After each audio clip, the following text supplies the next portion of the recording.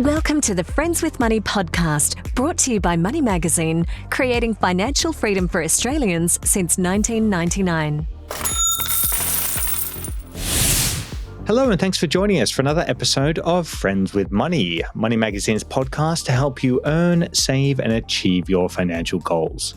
My name is Tom Watson, a senior journalist here at Money Magazine, and as always, it is a pleasure to be with you.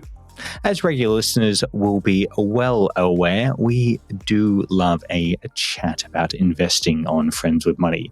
But I think it's fair to say that one of the parts of our portfolios that doesn't get quite as much airtime or attention as other assets is fixed income.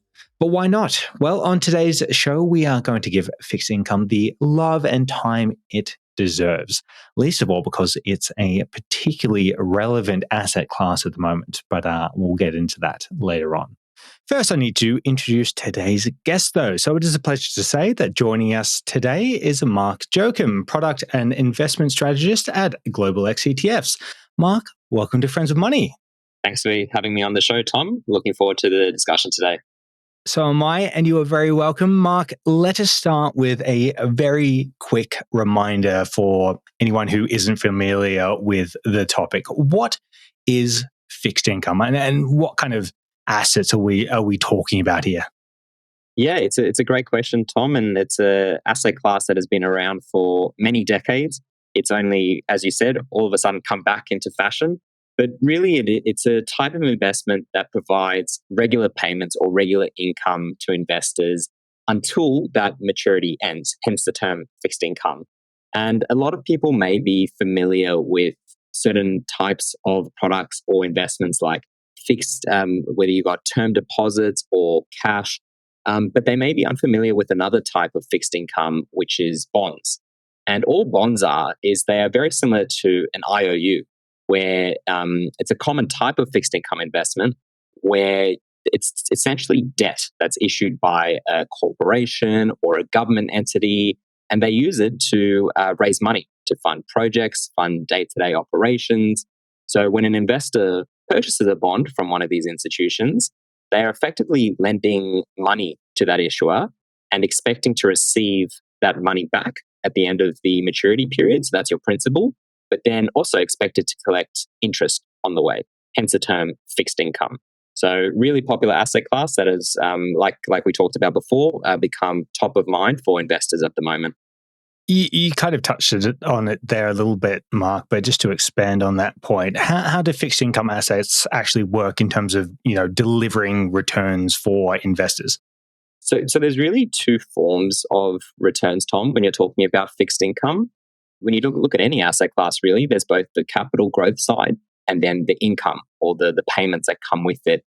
With bonds, the latter is going to do a lot more of the heavy lifting. So the majority of the returns will come from the income.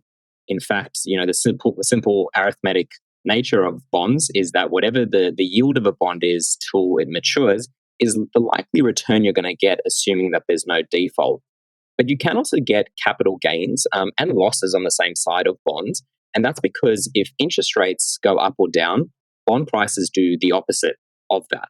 So there is potential for capital gains within bonds. And we have seen that more recently as we've seen interest rates fall, particularly within some of the developed markets overseas. And not just that, Tom, but another way that you can also use to, get that return benefit is by rebalancing. So when share markets fall, bonds normally rise. And let's say you want to sell some of your bonds and go into another asset class, well, then you can actually improve the overall quality of your returns. So you can get the income and the capital appreciation from bonds, but then also use as a ballast within the entire portfolio. So a really great way for investors to get exposure to an asset class and deliver a more balanced and smoother return path. Well, let's dig a little bit more into that then as well then, Marc. So how, for someone that is weighing up, adding bonds or fixed income to their portfolio, how can that actually benefit that portfolio? What can it do that other assets can't do? It's a great question, Tom. And I think there's three main benefits why someone may want to consider bonds as part of their portfolio. The first, as the name suggests, is around income regularity. It's paying a fixed income. So for a lot of investors, they want a predictable income stream done at regular intervals, whether it's done on a monthly basis, a quarterly basis, and that can be quite useful for retirees or even those just wanting stable cash flow and passive income. The second benefit is centered around diversification, and I touched on this a little bit earlier, but it's really about reducing the overall risk in a portfolio because bonds tend to be less volatile than shares and can actually behave differently than shares. So when share markets fall, and if you look at some of the steepest drawdowns in the share market over the past 20, 30, 40 years, bonds have typically risen during those years. So a nice way to add diversification to your portfolio. And then the last benefit is around capital preservation. And why that's important is because when you're buying a bond, assuming that there's no default risk from the issuer, and you can invest in really highly rated issuers, whether it be the Australian government or highly rated corporate bonds, like banks as an example, you will expect to get that principal at the end of the period, known as the maturity period, and then you're promised to get interest along the way. And it's a little bit different to other asset classes because it does have that interest rate sensitivity. It does pay an income more regularly, unlike investing in dividends, where you're at the mercy of a company and their dividend policy, and it can provide that defensive cushion overall. So a really nice blended approach to help clients seeking a smoother path when it comes to returns, but also that income regularity, which is very important as most investors are striving to achieve a sustainable and regular income stream overall. Defensive cushion, ballast, these words make me feel calm already. I like them a lot. That's what bonds are designed to do.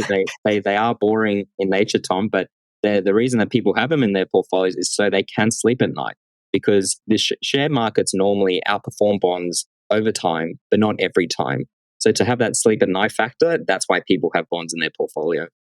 I love this defensive cushion. I need to get one for my bed. Mark, let's get a little bit more topical then. You mentioned interest rates a couple of times now, and I know it's a broad question, but what's been happening with interest rates and inflation, I guess, both in Australia and overseas, and how does, both of those factors impact fixed income and assets, I guess, broadly? Another great question, Tom, and you probably can't see a news headline without anyone talking about what's happening with interest rates and what's happening with inflation. Very topical at the moment, and I think the reason why is because we have had a bit of an inflation problem from the COVID-19 pandemic, of all the stimulus that's gone out into the market. And one of the ways that reserve banks can control the level of inflation, because that's one of their mandates, is to adjust interest rates. And at the moment, you're looking, and the analogy that I've used before, Tom, is controlling interest rates is like why you go to the weather forecast. It kind of dictates the environment that you're going to be investing in over the short to medium term, which is why so many people pay attention to interest rates. So inflation has dropped in Australia. It's gone down from a peak of 8% to around about 4% at the moment. But the Reserve Bank of Australia wants to keep it in between that target band of 2 to 3%. And sometimes it's that last mile that's always the hardest. So we may continue to experience what's known as disinflation, which is there still is inflation, but the rate of acceleration is falling. So it might take a bit more time for Australia to get there. And that's what you've seen in terms of where markets are pricing interest rates. In Australia, interest rates aren't projected to fall until some banks are saying early 2025. Some have said mid 2025. Some are even predicting end of 2025.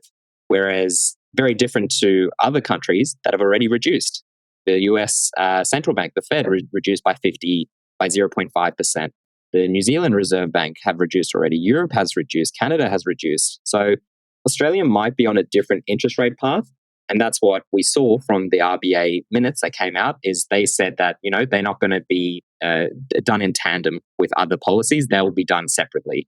So we'll have to see what happens, having a less restrictive economic policy. But that's why it's important for bond prices, because if interest rates falls, bond prices normally rise. So investors do need to have a look at right now. Great time might be to lock in those rates before they fall, and then you can then get that potential capital appreciation once interest rate cuts do come into effect.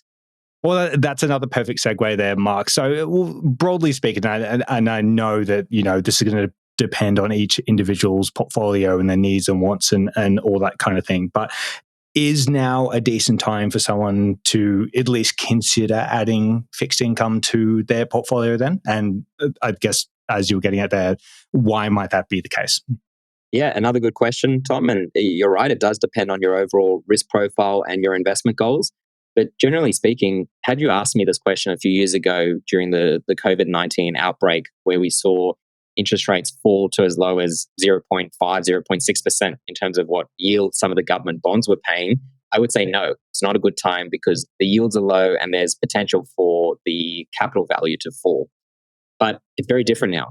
What we've seen, the tide has really turned and bond yields have risen to some of their high levels. So it could be a great time for investors to lock in those rates before they eventually fall.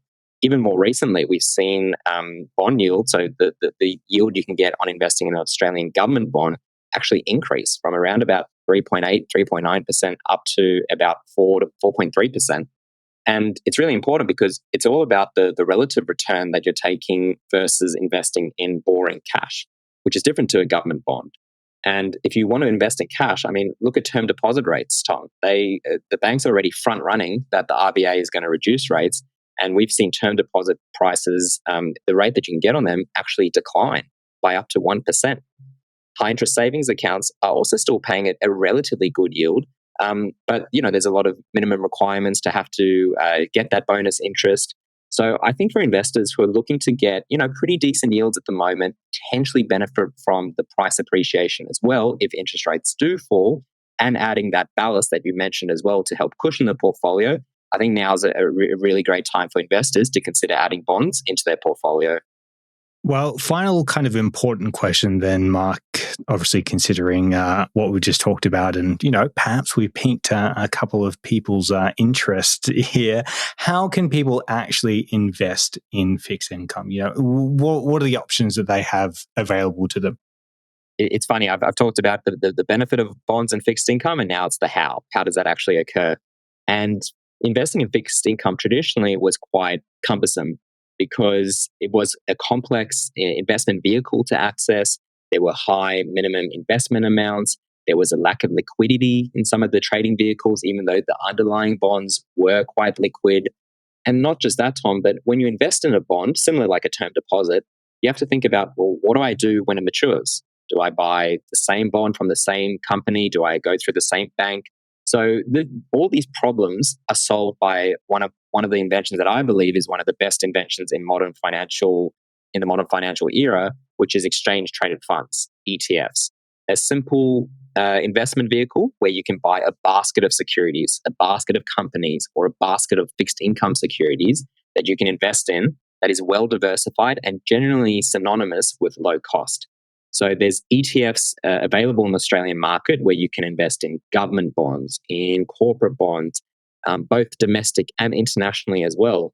And one area that we found quite interesting for people to invest in is a lot of people are interested in the Australian banks. They make up a huge part of our share market. We all have mortgages, term deposits with them. But there's another sleeve that investors can access, part of the banking capital structure, which is looking at the debt of banks. So the bonds that they issue. So we bought out the Global X Australia Bank Credit ETF. The ticker code is BANK for anyone who wants to potentially look at that as on the share market, where you can invest in a range of different banking securities. Sometimes the banking bonds are paying better or higher yields than banking shares, which is very topical at the moment. So for investors looking to get access to bonds, whether it's in Australia or overseas, you can get access to US Treasury bonds through an ETF like USTB. There's a range of different securities that you can access, all done with one very simple, very transparent, and very tax-efficient wrapper that makes it really easy for investors to access and get exposure to that asset class. One final question, and I had you. I said the last one was the final question, but it's not. I always lie about these things. Just out of interest, Mike, have you seen interest in fixed income ETFs change over time from, I guess, your own customers at Global X? We have, definitely. And I think it's important because if you look at, and there was a great study done that showed that when you look at just looking at the Australian superannuation industry, most people's allocation to fixed income is quite low. It's only at around about 12 or 13%. Whereas if you look at some of our global developed peers, like in the US or other developed markets, they're closer to around about 30 to 40%. So I still think Australians are under allocating to fixed income or bonds as a whole, but things are changing. And that's your question, Tom, is we've seen a lot more investor interest in using the ETF wrapper to access fixed income. To give you a bit of a flavor, there's a few hundred ETFs available. There's now over 70 of those that are relating to fixed income or investing in things like bonds. And that makes up around about 15% of the entire ETF industry. It's about a $226 billion market as of the moment. And whilst that 15% doesn't sound like a lot, it's actually doubled over the last 5 years.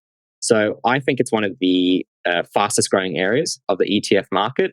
I think when you look at the evolution of ETFs, the 2000s was about commodities. Then we got introduced into shares, global shares. I think fixed income might be that next wave that could be quite exciting for investors. Australians have allocated over $5 billion to fixed income ETFs over the past year. And last year was a really interesting year where bond ETF flows equated equity ETF flows or investing in share ETFs, which has never happened before. Wow. So I think product innovation, a lot more interest with people using fixed income, particularly in a more volatile market where people are a little bit unsure. We've got election cycles, we've got geopolitical tensions. Bonds really are that safe haven and that defensive asset class that people may be looking to get access to. And we're finding with our clients at Global X that fixed income is becoming very, very topical, and what was once a boring asset class is now being considered a brilliant asset class. And sometimes the best type of investing is boring investing. So great way for investors to access bonds or fixed income using the growth and the structure of exchange-traded funds, ETFs. Well, I must say that I'm going to spend my weekend looking up two things. One is defensive cushions and the other is bonds. It'll be a fun weekend. Sometimes researching the bonds may put you to bed, but like I said, if they're there to help you keep you at sleep at night, it's doing its job. Absolutely.